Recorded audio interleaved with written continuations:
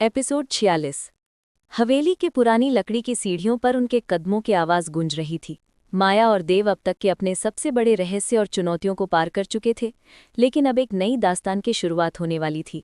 हर सफलता और हर पहेली ने उन्हें और अधिक समझदार और सतर्क बनाया था, लेकिन इस बार सामने थी एक चुनौती जो उनके धैर्य, समझ और आपसी विश्वास की परीक्षा से कहीं अधिक कठिन थी। माया अपने कमरे में बैठी थी। उसके हाथ में एक पुराना लिफाफा था जिस पर कोई हस्ताक्षर या नाम नहीं लिखा था। देव, ये किसने भेजा है? इसमें कुछ लिखा है, माया ने धीमी आवाज में कहा। देव ने लिफाफा लिया और ध्यान से देखा। ये संकेत हमें नई दिशा दिखा रहा है, लेकिन इसे हल करना आसान नहीं होगा। ये केवल भौतिक मार्गदर्शन नहीं दे रहा, बल्कि हमारी समझ और सोच का भी परीक्षण ले रहा है। माया ने लिफाफे को खोला। अंदर एक पुराना नक्शा और कुछ क्रिप्टिक संकेत थे। प्रत्येक संकेत पहले से अधिक जटिल और रहस्यमय था। देव, ये नक्शा और संकेत अब तक के सभी रहस्यों से कठिन लग रहे हैं। क्या हम तैयार हैं? माया ने चिंता और उत्साह के मिश्रित स्वर में पूछा। देव ने गहरी सांस ली। हम तैयार हैं। हर चुनौती हमें मजबूत बनाती है। अब ये केवल हमारी समझ और धैर्य पर निर्भर है। नक्शे और संकेतों का अध्ययन करने के बाद दोनों ने तय किया कि उन्हें हवेली के पुराने हिस्सों में जाना होगा। ये हिस्से वर्षों से बंद और धूल भरे थे।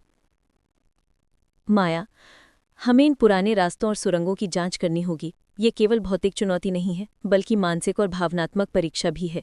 वे दोनों धीरे धीरे हवेली के उन हिस्सों की ओर बढ़े। हर कदम पर उनके भीतर की अनिश्चितता और उत्तेजना बढ़ रही थी। हवेली की दीवारों पर लटकती धूल और पुराने चित्र उन्हें अतीत की याद दिला रहे थे। माया ने धीरे से कहा, देव, ये जगह केवल रहस्य और खजाने की दिशा नहीं दिखा रही, ये हमें हमारी हिम्मत और धैर्य की भी परीक्षा ले रही है।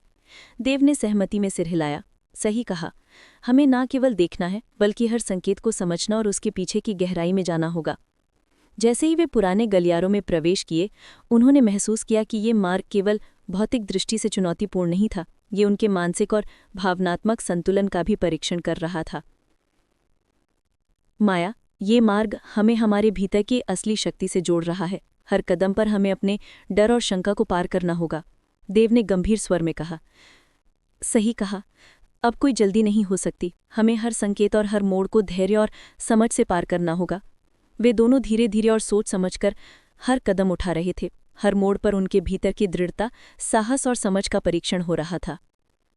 गलियारों में चलते हुए माया की आंखों के सामने उनके अतीत की यादें आईं। उनके बचपन की यादें, परिवार और देव के साथ अब तक की साझा की गई कठिनाइयां सब उनके मन में घूम रही थी। देव, हमें अपने अतीत और अनुभवों को अपने शक्ति बनाना होगा। यही हमें अंतिम चुनौती में विजयी बनाएगा, माया ने कहा।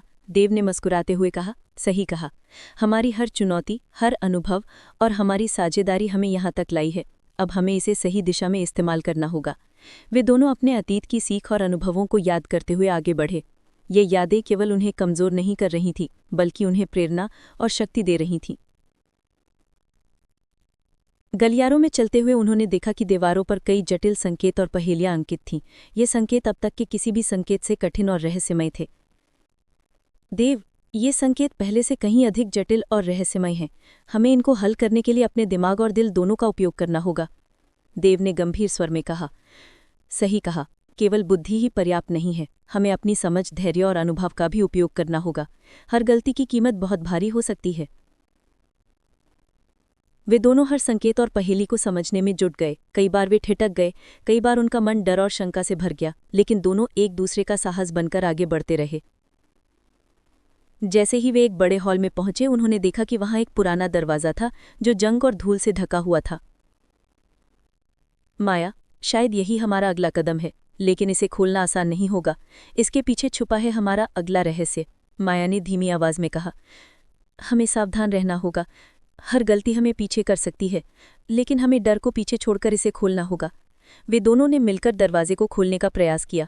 हर तंत्र और जटिल प्रणाली को समझने में उन्हें समय और ध्यान की आवश्यकता थी। कड़ी मेहनत और समझदारी के बाद दरवाजा धीरे धीरे खुला। उनके सामने एक नया हॉल था, जिसमें पुराने दस्तावेज, प्रतीक और रहस्य थे। देव, हम सफल हुए, माया ने उत्साह में कहा। देव ने मुस्कुराते हुए कहा, सही कहा, ये केवल भौतिक विजय नहीं है, बल्कि हमारी समझ, धैर्य और साझेदारी की भी जीत है। वे दोनों हॉल में प्रवेश किए और हर दस्तावेज और संकेत का अध्ययन करना शुरू कर दिया। हर चीज उन्हें नई समझ और शक्ति दे रही थी। जैसे ही उन्होंने सभी दस्तावेजों और संकेतों का अध्ययन पूरा किया, उन्हें महसूस हुआ कि ये केवल अंत नहीं बल्कि नई अध्याय की शुरुआत है। माया, ये केवल भौतिक खजाने की विजय नहीं है, ये हमें नए अध्याय और नई चुनौतियों की ओर भी ले जा रहा है।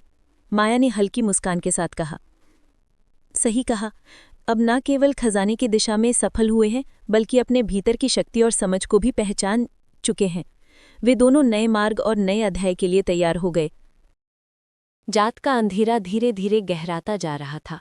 हवेली के आंगन में टंगे लालटेन की रोशनी हवा के झोंकों से डगमगाती, मानो खुद भी इस रहस्यमयी माहौल का हिस्सा बन गई हो। दीवारों पर पड़ी लंबी परछाइयां किसी अनजानी कहानी को बयां करती लग रही थीं। बाहर से झींगरों की आवाजें आ रही थीं, मगर भीतर हवेली के माहौल में एक अजीब सा सन्नाटा पसरा हुआ था, जैसे सब कुछ थम गया हो। माया कमरे में बैठी थी, उसकी आंखों में नींद का नामो निशान नहीं था। हाथ में डायरी पकड़े वो कुछ लिखने की कोशिश कर रही थी, लेकिन हर बार कलम कागज पर रुक जाती। मन में उठ रहे सवाल उसके शब्दों को रोक देते। माया, क्या मैं सचमुच इस खेल का हिस्सा बन चुकी हूँ? देव की बातें, उसकी रहस्यमयी मुस्कान और वो सच्चाई जो बार बार छुपाई जा रही है, आखिर इसमें कितना सच है और कितना छल? वो सोच ही रही थी कि अचानक दरवाजे पर दस्तक हुई। माया चौंक गई।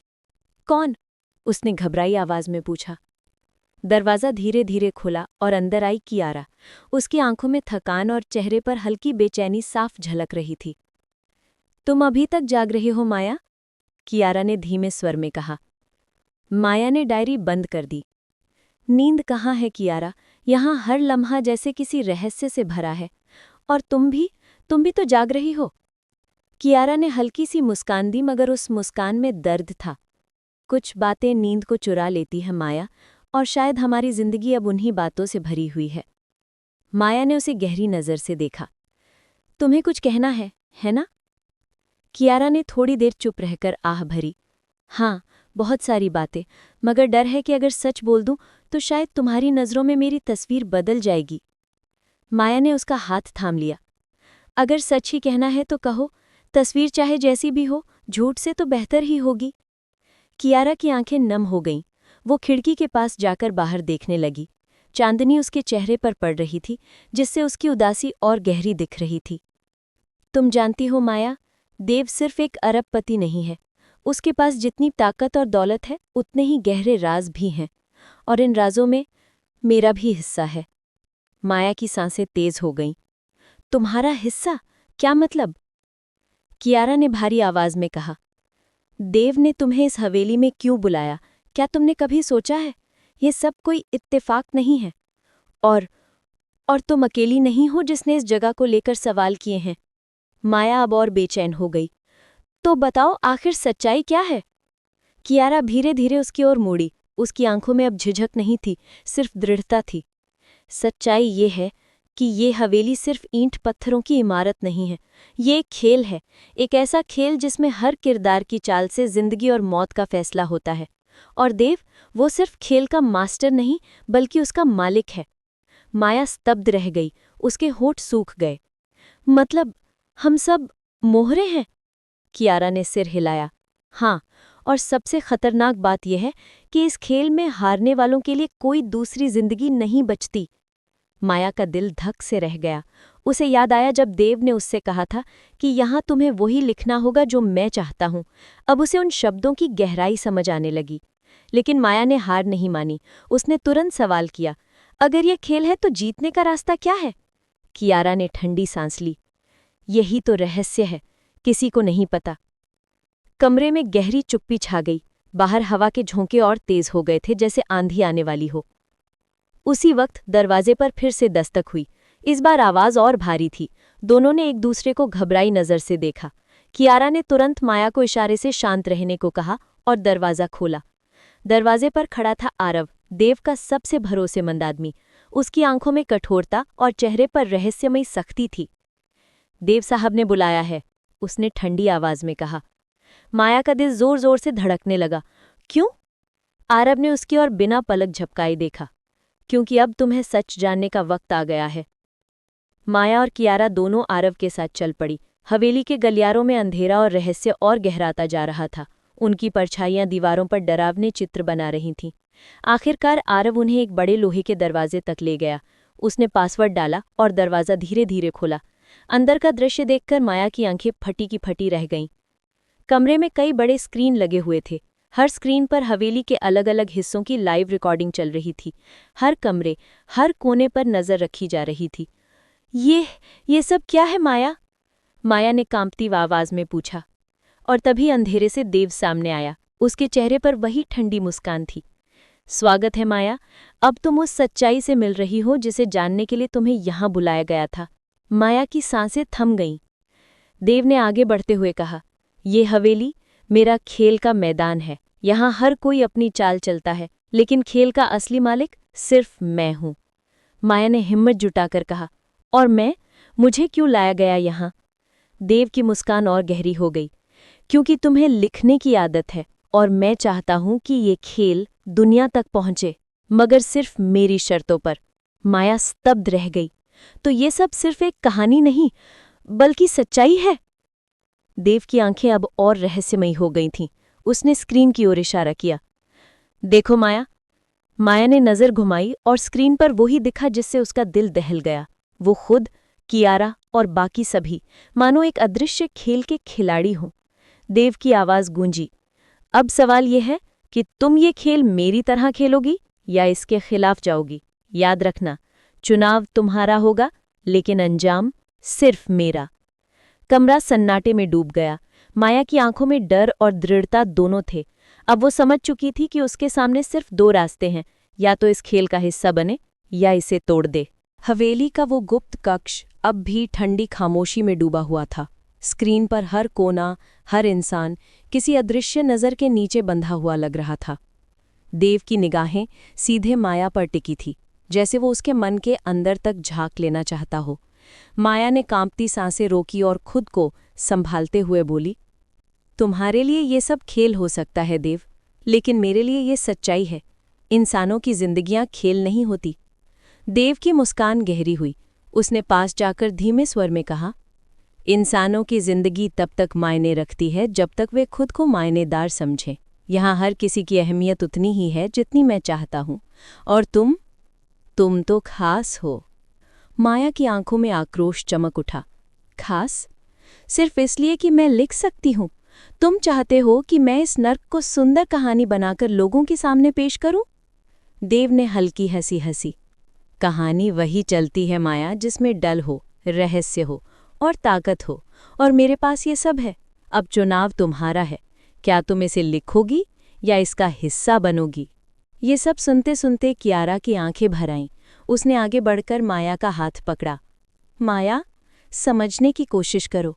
देव जैसा है वैसा क्यों है, इसके पीछे भी एक अतीत है। देव की मुस्कान अचानक गायब हो गई। उसकी आंखें सिकुड़ गईं। कियारा, तुम्हें पता है कौन सी बातें तुम्हें कहनी चाहिए और कौन सी नहीं। लेकिन कियारा ने उसकी बात अनसुनी कर दी। माया, कई साल पहले ये हवेली सिर्फ एक हवेली नहीं थी। ये एक जगह थी जहां देव और उसके परिवार ने अपने दुश्मनों से बचने के लिए शरण ली थी। लेकिन यहाँ हुए धोखे ने देव को बदल दिया। उसने सब कुछ खोया, अपना परिवार, अपने दोस्त, और तब उसने कसम खाई कि अब कोई उसे धोखा नहीं देगा। माया ने विस्मित होकर कियारा को देखा। मतलब, ये खेल उसकी बदले की आग से जन्मा? कियारा ने सिर हिलाया। हाँ, अब उसके लिए भरोसा नाम की चीज नहीं बची, बस नियंत्रण और डर। देव ने कियारा की ओर तीखी नजर डाली। बस। उसकी आवाज कमरे में गूंज उठी।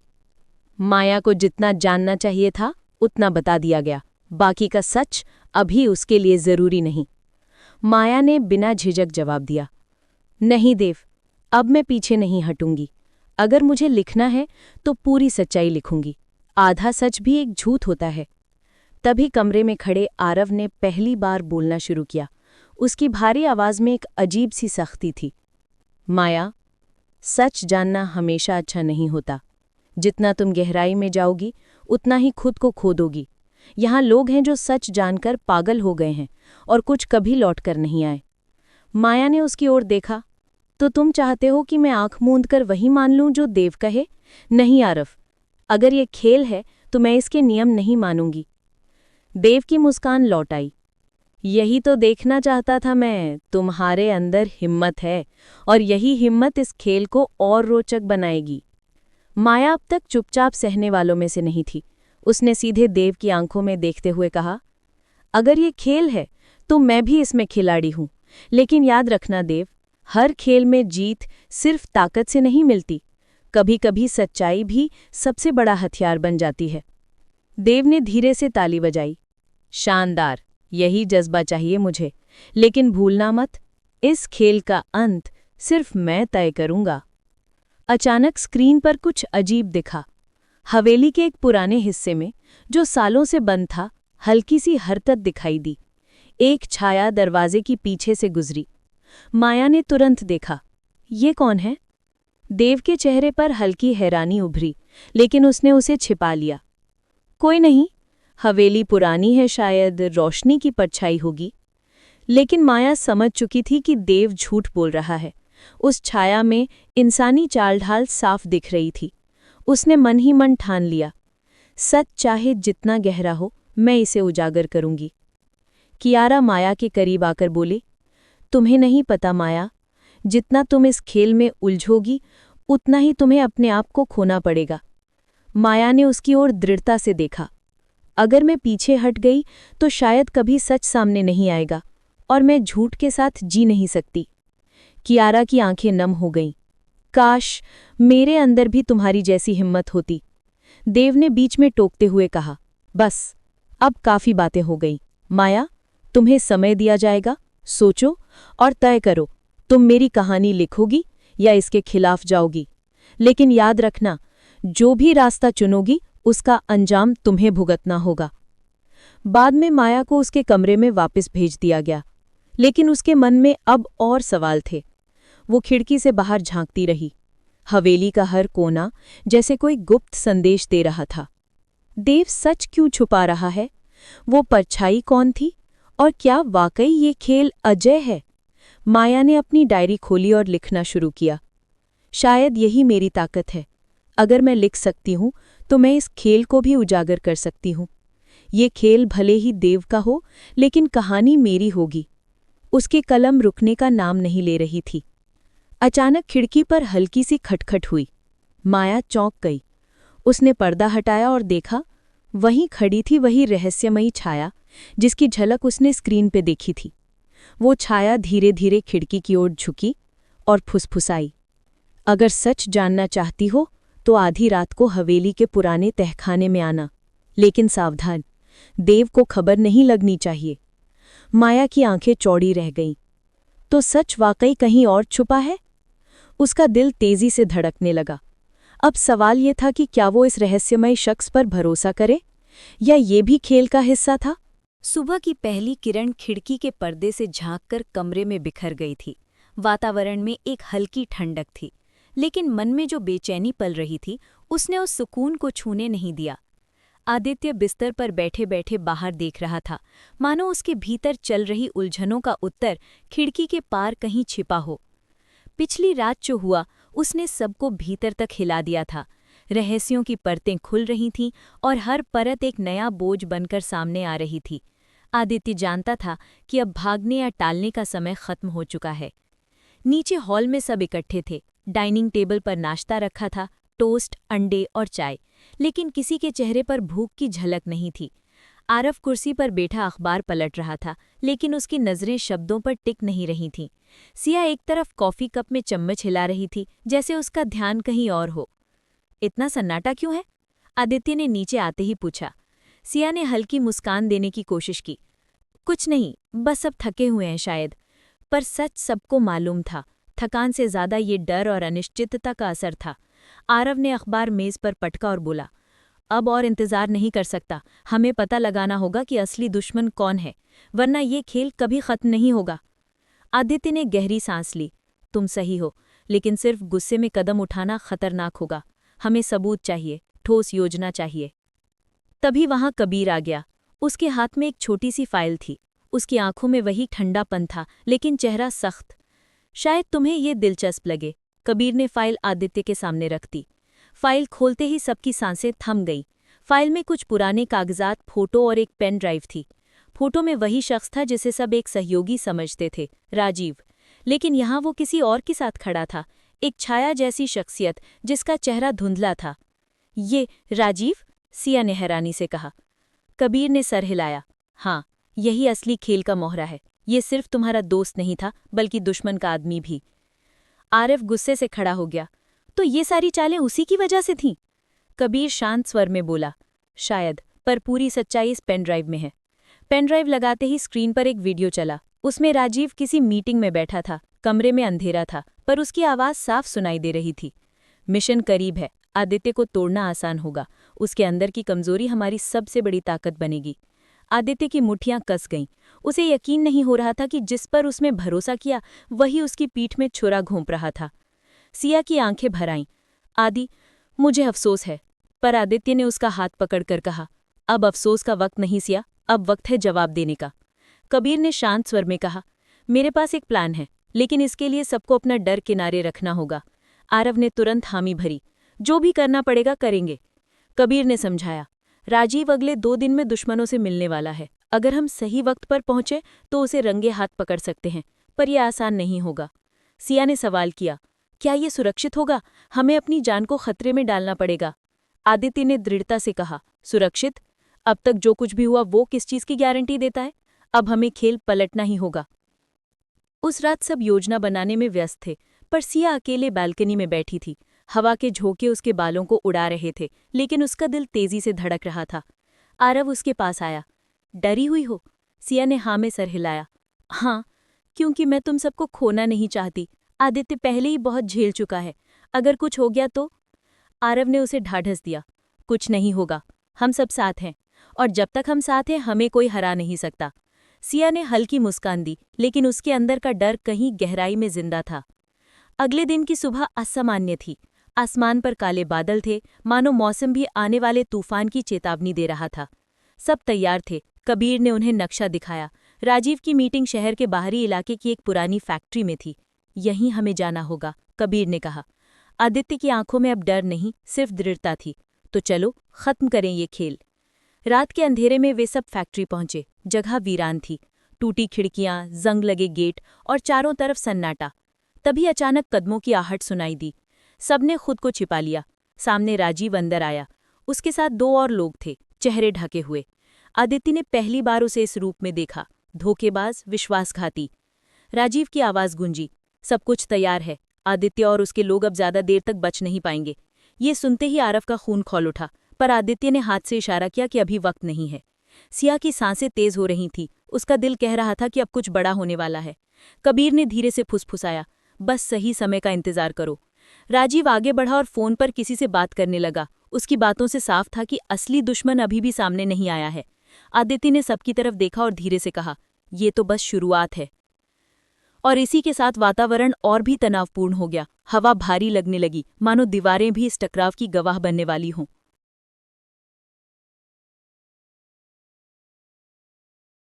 फैक्ट्री का अंधेरा अब और गहराता जा रहा था। टूटी खिड़कियों से आती ठंडी हवा सीटी जैसी आवाज कर रही थी, और जंग लगी मशीनें उस जगह को किसी भूताह खंडर का रूप दे रही थीं। आदित्य, सिया, आरव और कबीर छिपकर सब देख रहे थे। सामने राजीव खड़ा था, वही शख्स जिस पर सबने भरोसा किया, वही अब सबसे बड़ा धोखेबाज साबित हो रहा था। राजीव के चेहरे पर एक ठंडी मुस्कान थी। उसके साथ 2 नकाबपोश लोग थे और उनके हाथों में हथियार चमक रहे थे। माहौल भारी हो चुका था, हर किसी की सांसें थमी हुई थीं। राजीव ने फोन कान से हटाया और अपने साथियों से कहा, सब कुछ योजना के अनुसार चल रहा है। आदित्य यहीं आएगा, और जैसे ही वो आएगा खेल खत्म हो जाएगा। इस बार वो बचकर नहीं जा पाएगा। ये सुनकर आदित्य की नसों में खून खौल उठा। अब वो और इंतजार नहीं कर सकता था। उसने इशारे से आरव और कबीर को तैयार रहने को कहा। धीरे धीरे सब अपने छिपे हुए कोनों से बाहर निकले। तो आखिरकार सच्चाई सामने आ ही गई। आदित्य की आवाज फैक्ट्री में गूंजी। राजीव चौंक कर पलटा। उसके चेहरे की मुस्कान गायब हो गई, पर अगले ही पल उसने ठंडी हंसी छोड़ी। आदित्य, मुझे पता था तुम आओगे। आखिर तुम इतने भोले नहीं हो सकते कि सच से हमेशा भागते रहो। क्यों किया ये सब राजीव? तुम मेरे दोस्त थे, मैंने तुम पर भरोसा किया था।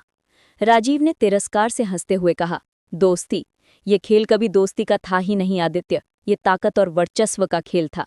तुम बस एक मोहरा थे जिसे इस्तेमाल किया जाना था, और मैंने वही किया। सिया की आंखों से आंसू बह निकले। तुम्हें शर्म नहीं आई? हमने तुम्हें परिवार समझा और तुमने हमें ही धोखा दिया। राजीव ने उसकी ओर देखा और बोला, शर्म? ताकत की दुनिया में शर्म जैसी कोई चीज नहीं होती। तुम सब मेरी राह की रुकावट हो और रुकावटें मिटाई जाती हैं। कबीर ने कदम बढ़ाते हुए कहा, तुम्हारा खेल यहीं खत्म होता है राजीव। हमारे पास सबूत है तुम्हारे खिलाफ, तुम्हारी वीडियो रिकॉर्डिंग, तुम्हारे दस्तावेज, सब। राजीव ने जोर से ठहाका लगाया। सबूत? सोचते हो सबूत मुझे रोक पाएंगे? जिन लोगों के साथ मैं जुड़ा हूं उनके सामने ये सबूत कचरा है। असली ताकत उनके हाथ में है। आरव ने गुस्से से कहा, तो हमें असली ताकतवर से भी भिड़ना पड़ेगा, पर पहले तुम्हें गिराना होगा। इतना सुनते ही राजीव ने इशारा किया और उसके साथ खड़े नकाबपोशों ने हथियार तान दिए। फैक्ट्री की दीवारों में गोलियों की गूंज भर गई। आदित्य और बाकी लोग तुरंत मशीनों के पीछे छिप गए। धातु की चादरों पर गोलियों के निशान पड़ते रहे। सिया का दिल जोर जोर से धड़क रहा था। उसने कांपते हुए आदित्य की ओर देखा। आदि, हम यहाँ से जिंदा निकल पाएंगे ना? आदित्य ने उसका हाथ कसकर पकड़ा। हाँ, जब तक मैं हूं तुम्हें कुछ नहीं होगा। कबीर ने इशारा किया और सबने मिलकर पलटवार किया। आरव ने पास पड़े एक लोहे के पाइप से हमला किया और एक नकाबपोश को गिरा दिया। कबीर ने अपनी बंदूक निकाली और दूसरे पर निशाना साधा। राजीव थोड़ी देर के लिए पीछे हट गया, लेकिन उसके चेहरे पर अभी भी आत्मविश्वास था। तुम सोचते हो मुझे इतनी आसानी से हरा दोगे?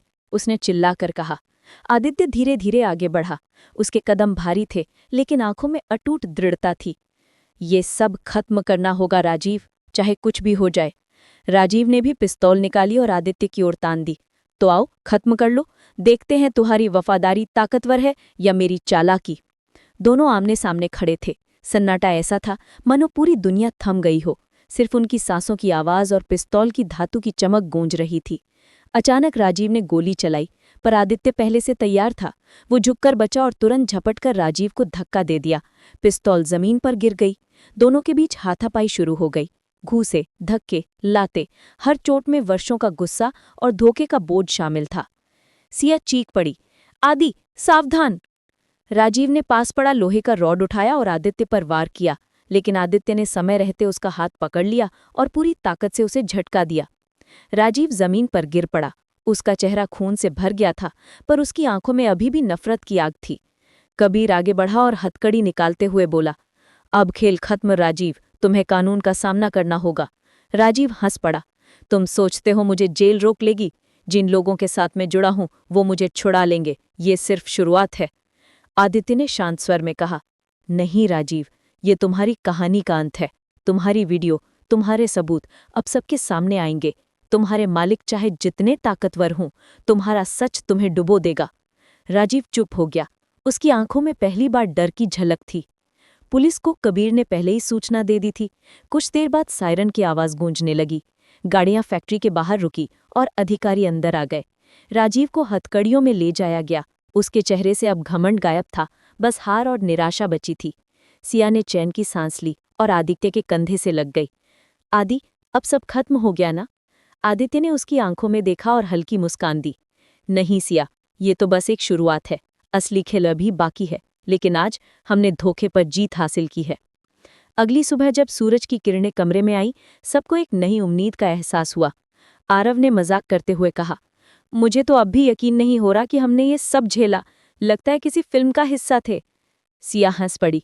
हाँ, लेकिन इस फिल्म का हीरो सिर्फ आदित्य है। आदित्य मुस्कुराया। नहीं सिया, हीरो हम सब हैं, क्योंकि हमने साथ मिलकर इस लड़ाई को जीता है। कबीर ने गंभीर स्वर में कहा, लेकिन याद रखना, ये लड़ाई खत्म नहीं हुई है। राजीव तो बस एक मोहरा था, असली खिलाड़ी अभी भी बाहर है। आदित्य ने सिर हिलाया। हाँ, और अब हम तैयार हैं, चाहे जो भी हो। फैक्ट्री की रात के बाद उनकी जिंदगियों में बहुत कुछ बदल चुका था। धोखे की परतें खुल चुकी थी और अब वो जानते थे कि असली दुश्मन और भी ताकतवर है। लेकिन अब वो अकेले नहीं थे। आदित्य, सिया, आरव और कबीर, ये चार नाम अब सिर्फ दोस्त या साथी नहीं, बल्कि एक टीम बन चुके थे। एक ऐसी टीम जो किसी भी तूफान का सामना कर सकती थी। उनकी आंखों में अब डर नहीं था, बल्कि दृढ़ता और उम्मीद थी, जो कि उन्होंने सीख लिया था। सच को देर तक छिपाया जा सकता है, लेकिन हर अंधेरे का अंत एक नई सुबह से ही होता है।